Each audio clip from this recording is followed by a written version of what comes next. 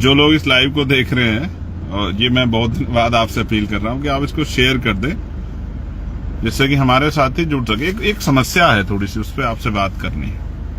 भारतीय राजनीति कितनी कठोर इसका चेहरा है, उस पर आपसे थोड़ी सी बात करनी है। तो पहली बात तो मैं भी सभी संतों, गुरु और महान पुरुषों को नमन करता हूं, याद करता हूं। मैं ठहरा एक प्राइमरी स्कूल के हेडमास्टर का बेटा, किसी धन्ना सेठ का बेटा तो हूं नहीं सर, तो बहुत बड़ा नाम या बहुत बड़ी उस तरह की पहचान नहीं है। जो कुछ बनाई है वो महापुरुषों के आशीर्वाद से, संतों गुरुओं के आशीर्वाद से, भीम आर्मी के साथियों की मेहनत से बनाई है, और आजाद समाज पार्टी के साथियों का भी एक बहुत बड़ा योगदान है, जिसकी वजह से पहचान बनी। अच्छी बात यह है कि इस पहचान की वजह से, आंदोलन की वजह से, विचार की वजह से, संघर्ष की वजह से आज देश भर में लोग और दुनिया में भी लोग जानते हैं, काफी बड़े पैमाने पे पहचानते भी। लेकिन समस्या ये है मेरे भाइयों कि अब हम लोकतांत्रिक व्यवस्था में राजनीति कर रहे हैं, अपना दल चला रहे हैं, और दल का नाम है आजाद समाज पार्टी काशीराम। अब आजाद समाज पार्टी काशीराम बिहार में इलेक्शन लड़ रही है, और इलेक्शन लड़ना लोकतांत्रिक अधिकार है, लड़ना भी चाहिए। हालांकि कई सारे लोग जो हैं, जो विरोधी हैं, हमारे दल के विरोध में रहते हैं, वो तमाम तरह के आरोप, तमाम तरह की इधर उधर की बातें हमारे दल पे करते हैं। मैं उनकी बहुत परवाह नहीं करता। परवाह करनी भी क्यों चाहिए? एक जीवन मिला है, एक आप पे अवसर है, उसको बड़ी जितना कुछ कर सकते हो करो, जो भी बेटर आप कर सकते हो। भाई बाबा साहब ने तो कह दिया कि रानी का बेटा राजा नहीं बनेगा। लोकतांत्रिक व्यवस्था है, जिसको जनता ताकत देगी, जिसके साथ खड़े होगी, वही नेता बनेगा। जनता जिसको वोट देगी वही एमपी एमएलए बनेगा। जिनके बाद ज्यादा एमएलए जिनके जीतेंगे उनकी सरकार बनेगी, इनके लोकसभा के सदस्य जिनके ज्यादा जीतेंगे उनकी केंद्र में सरकार बनेगी। तो मैं आज की घटना आपको बताता हूं, और इसके बारे में फिर आप लोग आकलन कर लेना कि मैं जो आपसे कह रहा हूं वो किन परिस्थितियों का सामना मैंने अपने एक साथी से भी शेयर किए, और आपसे, क्योंकि वो भाई है मेरा, तो लेकिन आपसे भी शेयर करने मेरा जरूरी है कि आपसे भी मैं शेयर करूं। आज मेरी सहरसा में सभा थी।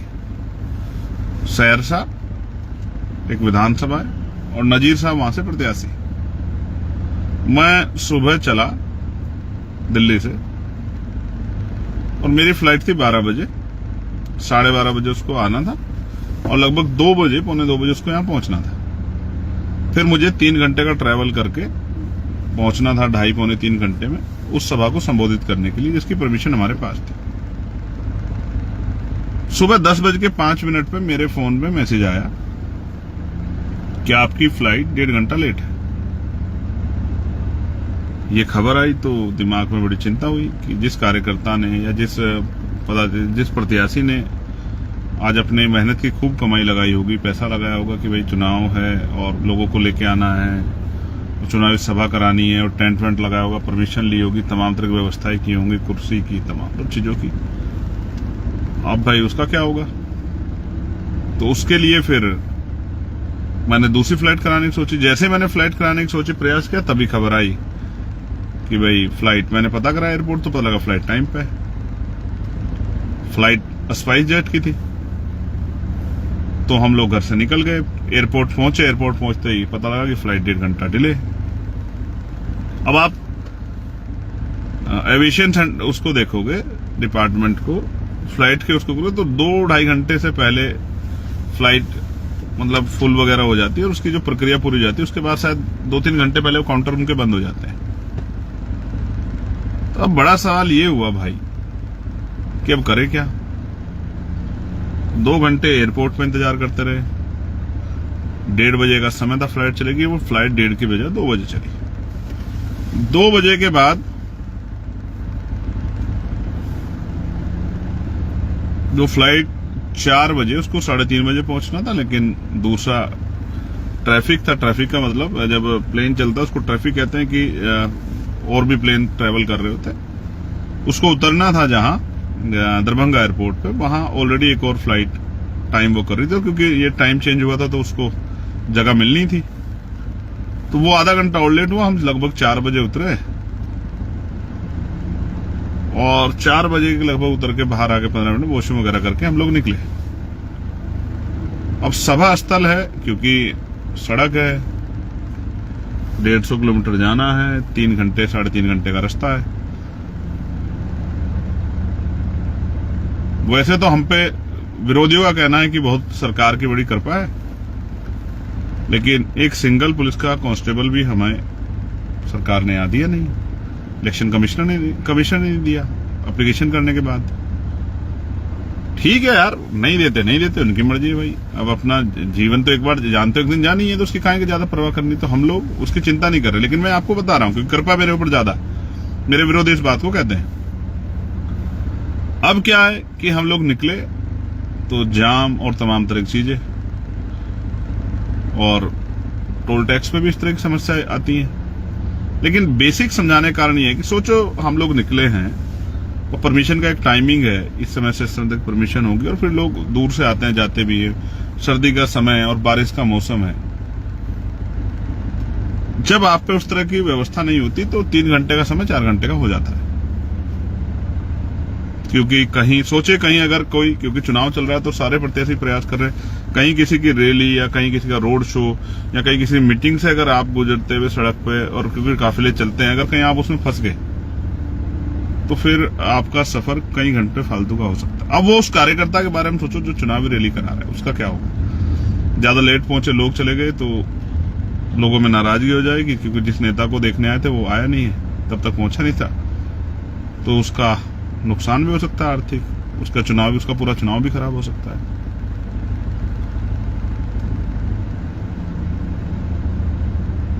अब हम जब निकले तो 2-2.5 घंटे का सफर करके फिर पता लगा कि पुलिस ने और इलेक्शन कमीशन के जो लोग हैं उन्होंने कहा कि अब आप सभा नहीं कर सकते हो, परमिशन का समय ज्यादा हो गया। तो फोन पे ही समझाना पड़ा लोगों को, और फिर अब वहां से वापस हम लोग मुजफ्फरपुर के लिए जाने से पहले रुक गए, मतलब जहां हमें दूसरी जगह जाना है। लेकिन अब सवाल ये है, जो लोग कहते हैं मेरे ऊपर बहुत सारी कृपा है, मेरे ऊपर कृपा तो है, लेकिन वो कमजोर हक वंचित समाज की, मेरे समाज की, दलित पिछड़े मुस्लिम समाज की, मेरी माओ बहनों की, मेरे बड़े बुजुर्गों के, अभिभावकों की, और हमारे महापुरुषों की तो है। इस बात को तो मैं मानता हूं, वरना तो जिंदा कैसे रहता। अब इस कृपा वाले व्यक्ति के बारे में आप इतना जानिए कि जब मैं अपनी पार्टी के प्रत्याशियों से कहूंगा कि यार चुनाव 5 साल में एक बार आता है और इस तरह की सिचुएशन ना हो, क्योंकि सब जगह आप देखना कि दूसरी पार्टी के लोग भी काम करते हैं, तो भाई आप लोग किसी बड़े साधन की व्यवस्था कर लो कि एक दिन में 2-3 सभा हो जाए। कहां दौड़ा जा सकता है, 250-250 किलोमीटर का, सड़कें की हालत बहुत अच्छी नहीं है। तो जो लोग विरोधी आरोप लगाते हैं वो कहेंगे देखे चंद्रशेखर हेलीकॉप्टर से घूम रहे हैं। अब जो लोग चुनाव लड़ रहे हैं, लाखों रुपए खर्च कर रहे हैं, तो वो 3-4 लोग मिलकर हेलीकॉप्टर कर सकते हैं। ऐसा हमारा प्रयास भी रहेगा। लेकिन सवाल ये है कि जहां मैं अभी खड़ा हूं, जहां रुक के मैं लाइव कर रहा हूं, बिहार का जो के हालात हैं, आपने खुद देखा होगा कि बिहार में किस तरह गोली और तमाम तरह की चीजें हो रही, और मैं वो शख्स हूं जिसके ऊपर गोली ऑलरेडी चली। और आपकी जानकारी के लिए मैं बता दूं कि भाई यहां मेरे पास कोई सुरक्षा व्यवस्था नहीं है, क्योंकि सुरक्षा काम होता है सरकार का, और इलेक्शन में इलेक्शन कमिश्नर और तमाम जो यहाँ की वो होती है एजेंसियां, वो इस काम को करती है। तो केंद्र की सरकार को लगता है, जबकि ये हम लोग वैचारिक लड़ाई लड़ रहे हैं और मैं एक वैचारिक व्यक्ति हूं, कि उनका मानना है, उन्होंने मुझे Y+ सुरक्षा भी दी है, तो वो उत्तर प्रदेश में और वो हरियाणा में और जम्मू कश्मीर में। तो केंद्र की हमारी सरकार को लगता है और एजेंसी को कि दिल्ली में या बिहार में या देश के और राज्यों में मुझे खतरा नहीं, ये उनकी सोच है, इसलिए उन्होंने और कहीं मुझे सुरक्षा प्रोवाइड करवाई नहीं। तो मैं सोचता हूं एक आदमी को कितनी परेशानियों से गुजरना पड़ता है।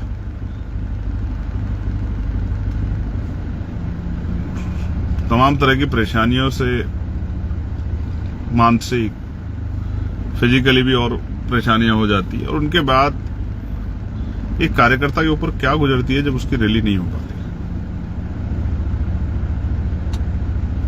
आप सोचिए, जो लोग आए हैं और इंतजार 3-4 घंटे 5 घंटे को इंतजार करे, और जब वो वापस लौटता है तो उसके मन में कैसी बीतती, क्या वो सकारात्मक ऊर्जा लेके घर जाता है, नकारात्मक ऊर्जा लेके?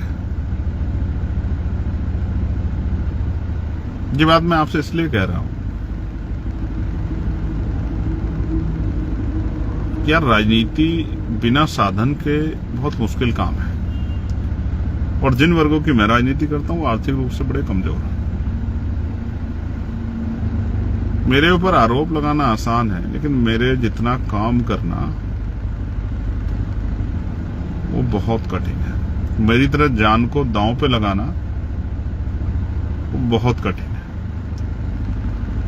जिस तरह के हालात हैं, जहां ये नहीं पता कि कहां से गोली आएगी और कौन वैचारिक विरोध में सरफिरा आपके साथ किस तरह का व्यवहार कर देगा, वहां मैं सिंगल गाड़ी से जाके प्रचार के लिए निकलता हूं अपने 4-5 साथियों के साथ, क्योंकि ऐसा नहीं कि मुझे चाहने वाले कम है, लेकिन समस्या ये है कि अगर उन चाहने वालों को पता लग जाए कि मैं उस रास्ते से गुजर रहा हूं, तो मुझे जहां मुझे पहुंचना है 2 घंटे लगेंगे, वो मुझे 4 घंटे में जान देंगे। मैं उनके प्यार को जानता हूं, और ये बिहार में भी मिलता है, ये मध्य प्रदेश में मिलता है, ये उत्तराखंड में भी, राजस्थान, हरियाणा, पंजाब, यूपी, सब जगह मिलता है। ये छत्तीसगढ़, उड़ीसा में मिलता है, ये झारखंड में मिलता है।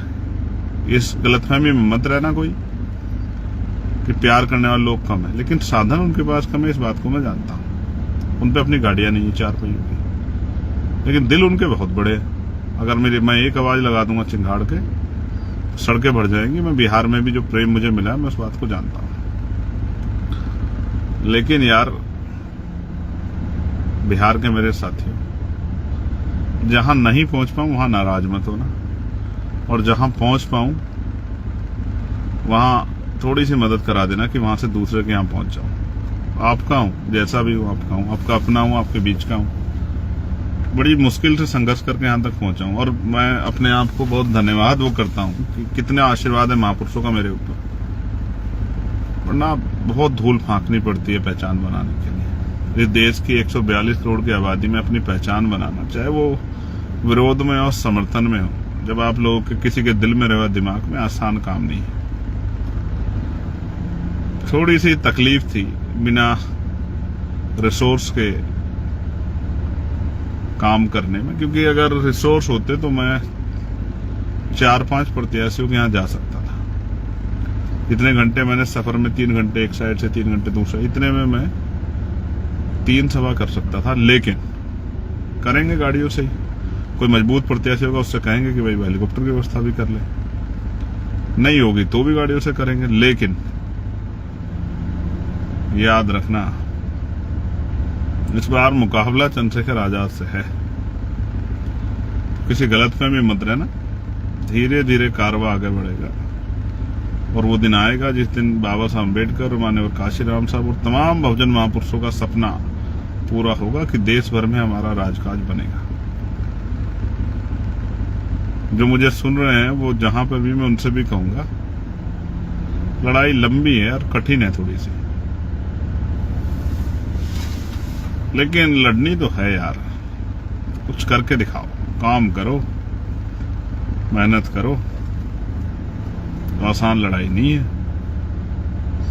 जब लोग 50 होते हैं, मैं तब भी वही इतनी हिम्मत से बोलता हूँ। जब 5 लाख होते हैं तब भी इतनी हिम्मत से बोलता हूँ। जब 50,000 होते हैं तब भी इतनी हिम्मत से बोलता हूँ। जब 5,000 होते हैं तब भी इतनी हिम्मत से बोलता हूँ। व्यक्ति से फर्क नहीं पड़ता। अब उनमें सिपाही कितने हैं, पहरेदार कितने हैं काम करने वाले, इस बात से फर्क पड़ता है। तो मैं बिहार आ गया हूँ। कल हमारी एक सभा है, परसों फिर हमारी सभा है, फिर मुझे एक पार्लियामेंट्री कमेटी की मीटिंग में जाना है, फिर मैं वापस आऊंगा। इसी बीच में मैं बनते जी, जो कुशीनगर वाले हैं, जिनका परिनिर्वाण हो गया है, उनको देखने के लिए, उनके पार्थिव शरीर को नमन करने के लिए जाऊंगा, आदरांजलि अर्पित करने के लिए। इसी बीच से निकल के और फिर लगातार मैं बिहार में 9-10 तारीख तक प्रचार से रहूंगा। आप सबसे अपील है, डट जाओ, काम करो, और स्पेशली यहां बिहार में रिप्रेजेंटेशन इस बार बनाना है। यहां के नेताओं को लगता है कि यहां का 20% दलित समाज, उनका कोई आदमी डिप्टी चीफ मिनिस्टर नहीं बन सकता है। चीफ मिनिस्टर तो बड़ी बात है, यहाँ का 20% मुस्लिम समाज, उनका कोई डिप्टी चीफ मिनिस्टर नहीं बन सकता। चीफ मिनिस्टर दूसरी बात है। हालांकि हमने उत्तर प्रदेश में घोषणा की थी कि हम लोग एक पिछड़े वर्ग से, एक अति पिछड़े वर्ग से, एक मुस्लिम समाज से डिप्टी चीफ मिनिस्टर बनाएंगे। उत्तर प्रदेश में हम इस काम को करेंगे। और मैं आज आपसे वादा कर रहा हूं, अगर मैं दुश्मन की गोली का या किसी अन्य उसका शिकार ना हुआ, हालांकि मैं अभी मरने वाला नहीं हूं, तो मैं आपसे वादा करता हूं कि इस बार 2027 में उत्तर प्रदेश में वो करके दिखाएंगे, जिसके बारे में अभी लोग कह रहे हैं, सोच रहे हैं कि हो सकता नहीं हो सकता। लेकिन मैं आपको विश्वास दिलाता हूं, मैं आपका चंद्रशेखर आजाद करके दिखाएंगे उत्तर प्रदेश में, और अब करने आए हैं बिहार में। और मैं जानता हूं वो जो मोटरसाइकिल पे मेरे जैसे लोग निकलते हैं, मुझसे प्यार जो करते हैं, झंडा उठा के बिहार में आजाद समाज पार्टी का, उनके मुकाबले की हिम्मत सारे किसी भी दल के कार्यकर्ताओं में नहीं। लेकिन मन में संकल्प तो कर लिया कि इस बार उत्तर प्रदेश को तो यहां के बाद बताना है कि उत्तर प्रदेश में बहुजन समाज का सूखा जो 2012 से लगा हुआ है, 15 साल बाद, राम जी का वनवास भी 14 साल का था, जो 15 साल बाद 15 साल का सूखा है, उसका अंत 2027 में करना है। ये पीड़ा थी आपको बताई, बिना साधनों के कितनी परेशानी होती है। इसका मतलब ये नहीं कि साधन नहीं तो हम लोग रुक जाएंगे, रुकने वाले हम हैं नहीं, और डरते हम किसी से है नहीं। ना बुरा कहते हैं, ना बुरा करते हैं। जिनके लिए लड़ रहे हैं उनके लिए लड़ रहे हैं, और जब तक जीवन रहेगा लड़ते रहेंगे। इस लाइव के माध्यम से अब मैं कोशिश करूंगा इसी फेसबुक पेज के जरिए लाइव आके अपनी बात रख दिया करूं, क्योंकि मैंने महसूस किया कि हमारी एक बहुत बड़ी आबादी, एक बहुत बड़ी संख्या फेसबुक पे है, और फेसबुक से बहुत सारा प्रचार काम होता है। टीवी मीडिया कहां दिखाता, आप जानते हो। आरोप तो दिखाता है, लेकिन साजिश पे जब प्रहार होता है तब नहीं दिखाता। मीडिया को आप जानते हो, मीडिया कैसा है। मीडिया तो वही दिखाता है जो लोग देखना चाहते हैं, या जो मीडिया को दिखा के फायदा होता है, मीडिया वही दिखाता है। आपके हमारे हिसाब से मीडिया क्यों काम करे? क्योंकि मीडिया के लिए तो पैसे लगते हैं। आप और हम पैसे वाले होते तो यहाँ का दिक्कत थोड़े होती। यूपी में तो हमने इतना मजबूत संगठन बनाया कि जब हम निकलते हैं तो 20-30 लोग अपने अपने साधन लेकर निकलते हैं, तो वो बड़ी चुभती है लोगों को कि चंद्रशेखर काफिले से जा रहे हैं, चंद्रशेखर काफिले से जा रहे हैं। सिर्फ काफिले से क्या, मेरा बस चले तो मैं 2000 गाड़ी का काफिला लेकर निकलूं उत्तर प्रदेश में, क्या दिक्कत है? हमारे लोगों पे, मैं तो चाहता हूं हमारे हर आदमी पे घर घर 4 पहियों गाड़ी हो, उनके पास रोजगार हो, उनके पास जमीन हो, उनके पास नौकरी हो, उनके पास ठेकेदारी में उनको अवसर मिले, वो पैसे वाले हो। मैं तो चाहता हूं और हर आदमी गाड़ी वाला हो, 4 पहियों गाड़ी वाला हो, बढ़िया साधन के घर अच्छे हों, उनके पास खाने पीने की सुविधाएं अच्छी हों, उनके पास और तमाम तरह के साधन हो, और वो हर आदमी मेरे लिए गाड़ी निकाले घर से बाहर की, चलिए आज भाई कहीं जा रहे हैं तो हम सब लोग चलेंगे उनका सहयोग करने के लिए। मैं तो इस बात से घबराने वाला नहीं हूं। साधन बनेंगे तो मैं हेलीकॉप्टर से भी घूमूंगा अपनी पार्टी का प्रचार करने के लिए। उससे भी बड़ा कोई साधन होंगे और हमारे लोग व्यवस्था करके देंगे तो उससे भी घूमूंगा, और मेरे लोग कहेंगे कि पैदल साइकिल पे घूम लो तो उससे भी घूमूंगा। मैं तो अपने लोगों के साथ हूं।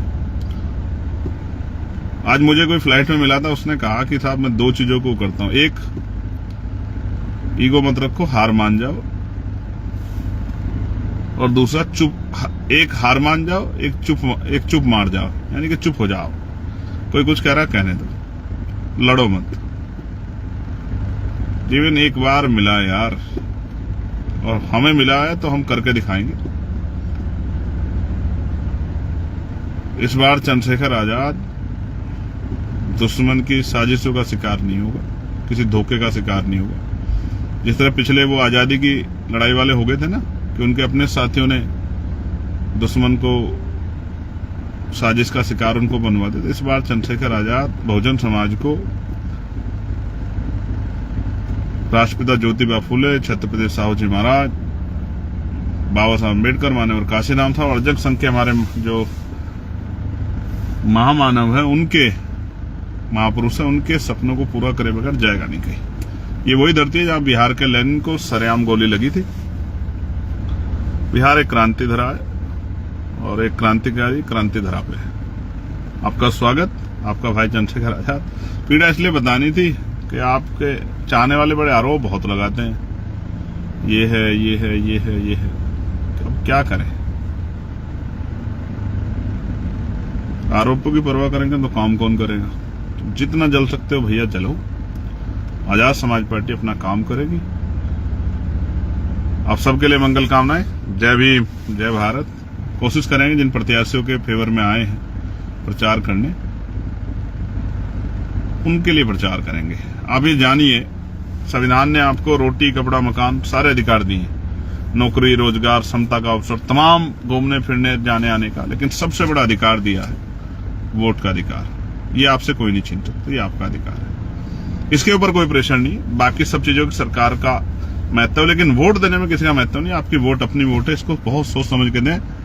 और जहां आजाद समाज पार्टी का प्रत्याशी है उसको तो ये समझ के वोट दें कि वोट हम मनुवाद की छाती पर कील ठोकने के लिए और आजाद समाज पार्टी यानी कि महापुरुषों की विचारधारा के दल को शक्ति देने के लिए कर रहे हैं। हमारी वोट हमारा संरक्षण करेगी, क्योंकि जब चुनाव के बाद 5 साल आपको जरूरत पड़ेगी, आपकी तरफ कोई नहीं देखेगा, तब आप देखोगे कि चंद्रशेखर भाई कहां से आएगा। तो इस बार चंद्रशेखर आजाद को कम से कम इतना प्रतित्व दो कि वो यहां उसकी आपकी समस्याओं पे उसकी पार्टी चुना हुआ नेता यहां छन्नाटेदार अपनी बात रख सके और सदन में बैठे, कुर्सी बैठे लोगों को बता सके कि आजाद समाज पार्टी की बात रखने वाला, गरीबों, कमजोरों की बात रखने वाला यहां आ गया। बहुत बहुत धन्यवाद, आभार।